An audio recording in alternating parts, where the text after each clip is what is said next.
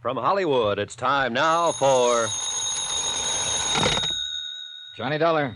This is Miss Streeter at Dr. Shepard's office. Yes? Dr. Shepard gave me your hotel number. He said you were to come in for a head x-ray. Let me talk to the doctor about that. Well, he's out on house calls right now, Mr. Dollar. He'll be back late this afternoon. He seemed very concerned over He ought to you. be. A friend of his banged me on the head with a gun this morning. That's why the x-ray. Well, could you possibly come in and have it made? Doctor was most insistent. All right, Miss Streeter. I'll be right over.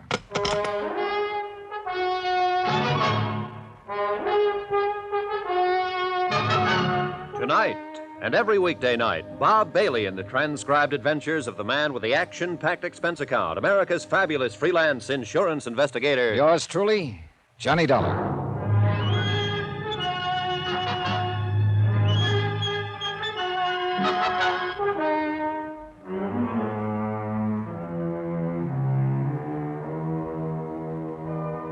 Expense account submitted by Special Investigator Johnny Dollar to Richard Porter, 480 Webster Boulevard, Providence, Rhode Island. The following is an accounting of expenditures during my investigation of the Shepard matter. Expense account item 4, $1, cab fare from my hotel to Richard Porter's office. Porter was sympathetic. You know, I feel very responsible for this, Mr. Dollar. I hired you to look into all Oh, this. it'll go away. I've been hit on the head before. Hey, do you have anything to drink in here? Oh, sure. You never can tell when a snake will come up and bite you. Yeah, here you are. Mm-hmm. Thanks. I suppose you came in to give me your expense sheet now that it's all settled. Not exactly, Mr. Porter. It isn't settled for me. Well, certainly you know I'll assume any medical expenses involved here. No, I'm not talking about that, Mr. Porter. Sit down.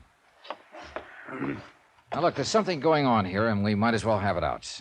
You hired me to investigate a client who wanted to buy $80,000 worth of straight life insurance, right? Yes?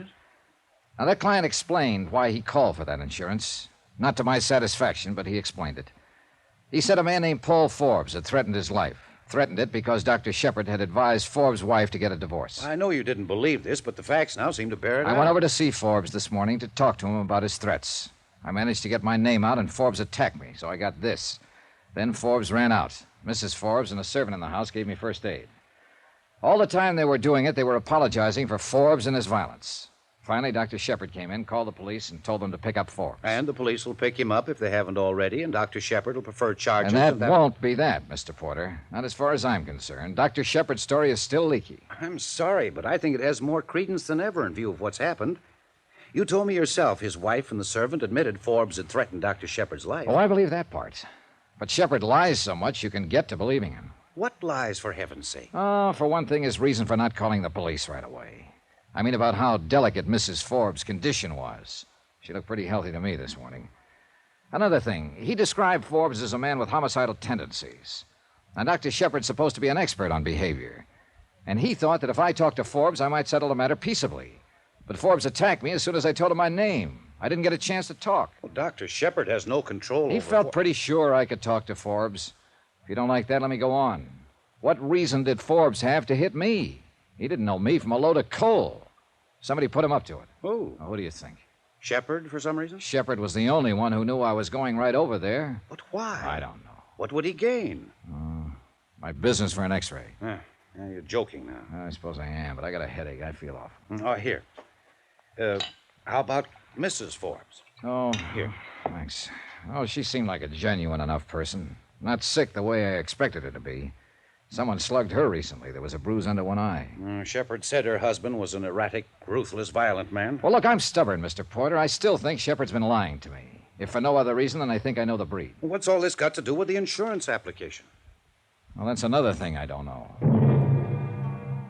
Expense account item 5, $3, cab fare, to Dr. Shepard's one-story building to have my head x-rayed. Shepard was still out, but Miss Streeter did the honors, almost in silence. Outside of sit still and hold it, nothing much was said. Well, the picture's okay, Mr. Dollar. I looked at it. I didn't see anything wrong. Of course, the doctor will call you when he's had a chance to see it. Swell. You must have got quite a blow. That's a nasty bruise you have. Oh, it's pretty good, all right. He swung his gun hard. Well, the doctor will be back about mid-afternoon. He can call you at your hotel? Yes. Well, thank you for coming in. I want to ask you a question, Miss Streeter. Yes? Are you in love with him? What? Are you in love with Dr. Shepard? What? That's rather my own business, isn't it? Unless, of course, in your investigation of whatever you're investigating, for some reason I'm under your scrutiny. Well, I suppose it is, and I suppose I can take that to say yes. I'd become rather angry with you, Mr. Dollar, but frankly, you seem rather ridiculous. I suppose so.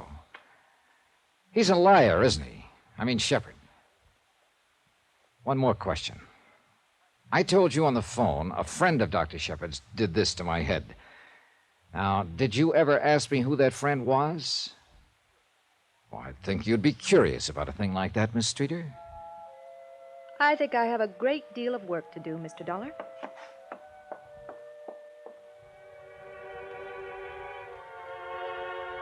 Expense account item 6, another $3, some more cab fare. This time back to my hotel where I picked up my rented car, filled it with gasoline, item 7, $5.30, and drove out to Pawtucket. At the home of Mrs. Clara Shepard, I explained my name and business to an elderly man who answered the door. He asked me to wait a moment, then returned and said Mrs. Shepard would see me. She was a bright-looking, gray-haired woman in her mid-60s, elegantly groomed and obviously well cared for. We went through the politenesses, then got down to business.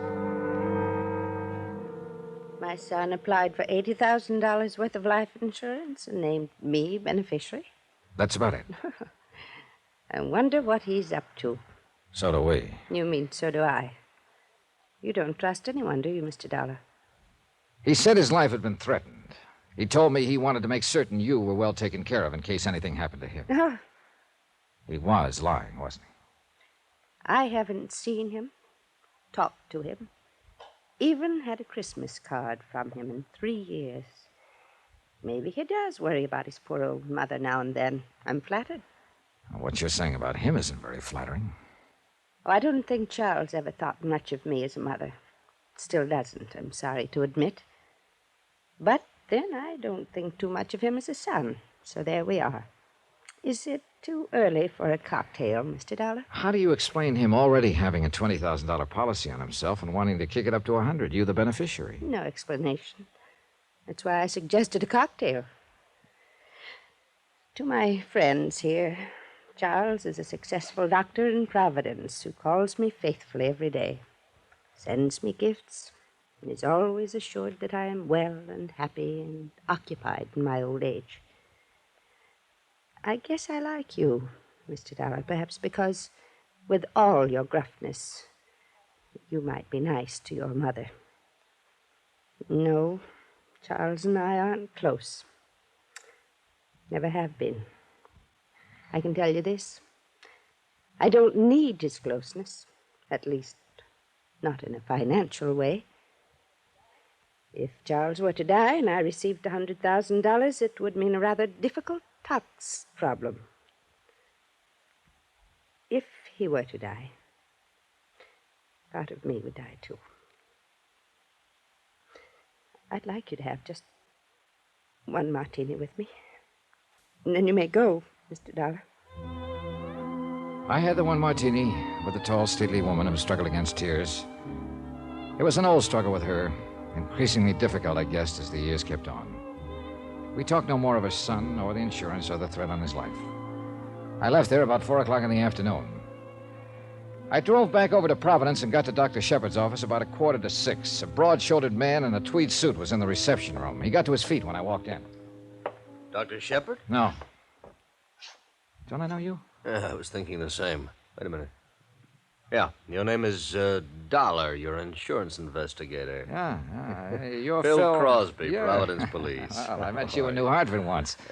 Well, I didn't know you were down here. Hey, you must be the one. This Dr. Shepard called downtown about a threat in his life and said an insurance investigator had been slugged trying to help him out of it. Yeah, that's right.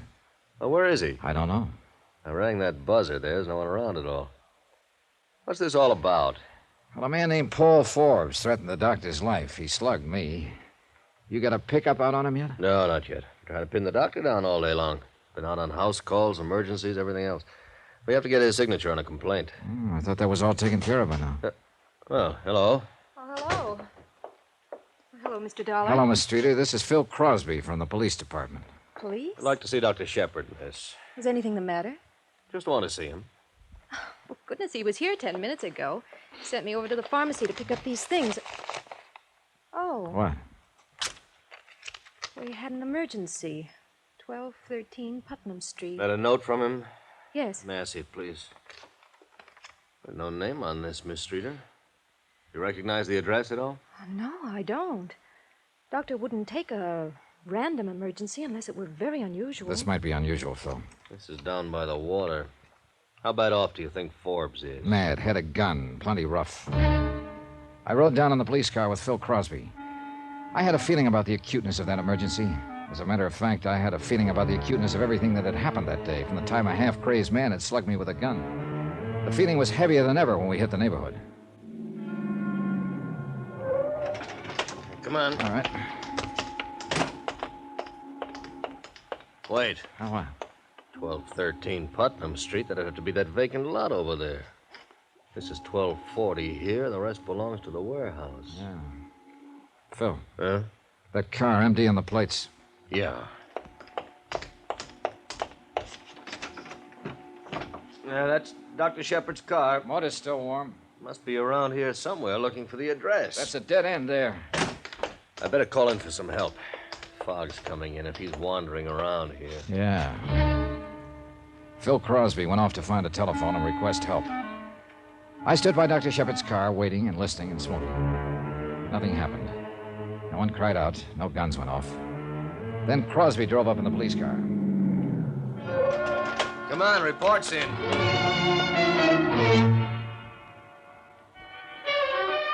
A report was in, all right. We drove 2 blocks down the street where a small, curious crowd of people had already gathered in the cheerless fog. A uniformed man from the Harbor Division was standing over what appeared to be a bundle of clothes lying in a heap. We bent over it, and Phil looked up at me with a question mark. That Shepard, Johnny? Yeah, that's him. Yep. I'd say he's been dead less than half an hour.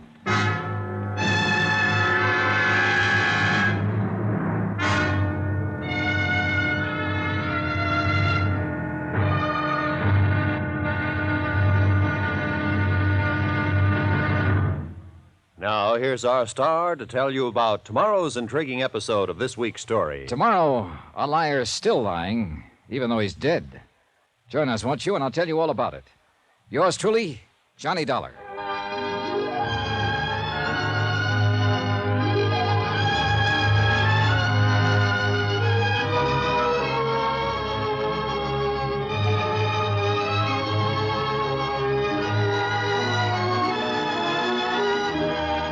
Yours truly, Johnny Dollar, starring Bob Bailey, is transcribed in Hollywood.